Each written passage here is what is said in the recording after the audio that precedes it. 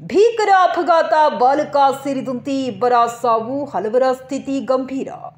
ಹುಬ್ಬಳ್ಳಿ ಮದುವೆ ಸಮಾರಂಭ ಮುಗಿಸಿ ಮನೆಗೆ ಬರುತ್ತಿದ್ದ ವೇಳೆಯಲ್ಲಿ ಕ್ರೂಸರ್ ವಾಹನ ಚಾಲಕನ ನಿಯಂತ್ರಣ ತಪ್ಪಿ ರಸ್ತೆ ಬದಿಯ ಮರಕ್ಕೆ ಡಿಕ್ಕಿ ಹೊಡೆದ ಪರಿಣಾಮ ಓರ್ವ ಬಾಲಕ ಸ್ಥಳದಲ್ಲಿ ಮೃತಪಟ್ಟರೆ ಇನ್ನೋರ್ವ ಆಸ್ಪತ್ರೆಯಲ್ಲಿ ಸಾವನ್ನಪ್ಪಿ 10ಕ್ಕೂ ಹೆಚ್ಚು ಜನರು ಗಂಭೀರವಾಗಿ ಗಾಯಗೊಂಡು ಕೆಎಂಸಿಆರ್ಐ ಆಸ್ಪತ್ರೆಗೆ ದಾಖಲಾದ ಘಟನೆ ಕಲಘಟಗಿ ತಾಲೂಕಿನ ದೇವಿಕೊಪ್ಪ ಕ್ರಾಸ್ ಬಳಿ ನಡೆದಿದೆ. ಕುಂದಗೋಳ ತಾಲೂಕಿನ ಎಲಿವಾಳ ಗ್ರಾಮದ ಮದುವೆ ಕಾರ್ಯಕ್ರಮವನ್ನ ಕಲಘಟಗಿ ತಾಲೂಕಿನ ದೇವಿಕೊಪ್ಪ ಗ್ರಾಮಕ್ಕೆ ಬರುವಾಗ ಘಟನೆ ನಡೆದಿದೆ. ಗಾಯಾಳುಗಳನ್ನ ಹುಬ್ಬಳ್ಳಿ ಕೆಎಂಸಿಆರ್ಐ ಆಸ್ಪತ್ರೆಗೆ ದಾಖಲು ಮಾಡಿದ್ದು, ಧಾರವಾಡ ಜಿಲ್ಲಾ ಉಸ್ತುವಾರಿ ಸಚಿವ ಸಂತೋಷ್ ಲಾಡ್ ಭೇಟಿ ನೀಡಿ ಆರೋಗ್ಯ ವಿಚಾರಣೆ ನಡೆಸಿದರು.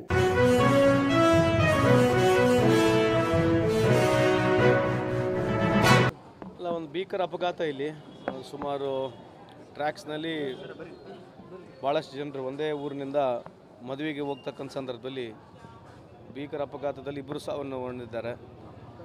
ಕೆಲವರಿಗೆ ಭಾಳಷ್ಟು ಮೈನರ್ ಇಂಜುರೀಸ್ ಆಗಿದೆ, ಕೆಲವರಿಗೆ ಸೀರಿಯಸ್ ಇಂಜುರೀಸ್ ಆಗಿದೆ.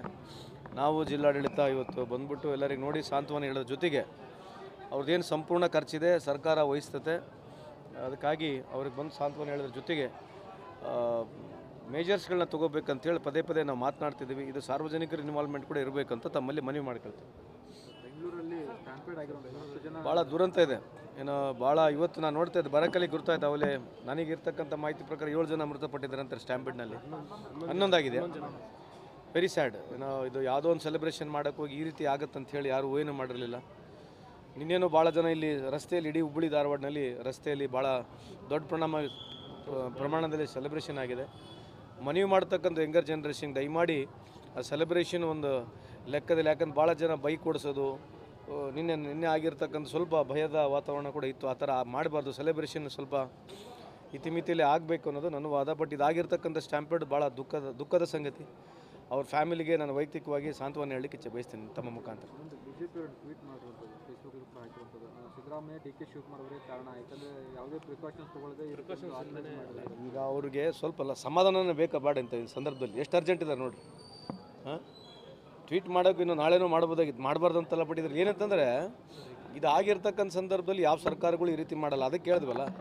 ಈಗ ಅದ್ರ ಬಗ್ಗೆ ನಾನು ಮಾತನಾಡೋಕ್ಕೆ ಹೋಗೋದಿಲ್ಲ, ಸುಮ್ಮನೆ ಅನ್ನೆಸರಿ ಅದು ವಿರುದ್ಧವಾಗಿ ಮಾತನಾಡ್ದಂಗೆ ಆಗ್ತದೆ. ಸದ್ಯದಲ್ಲಿ ಸರ್ಕಾರ ಏನು ಕ್ರಮ ತೊಗೋಬೇಕು, ಅಲ್ಲಿ ಏನಾಗಿದೆ, ಇನ್ನೂ ಜನ ಏನು ಆತಂಕದಲ್ಲಿದ್ದಾರೆ, ಅವ್ರಿಗೆ ಅನುಕೂಲ ಆಗ್ತಕ್ಕಂಥ ಕೆಲಸ ಸರ್ಕಾರ ಮಾಡ್ತಾಯಿದೆ ಅಂತ ತಮ್ಮ ಹೇಳಿಕೆ ಇಚ್ಛೆ ಬಯಸ್ತೀನಿ.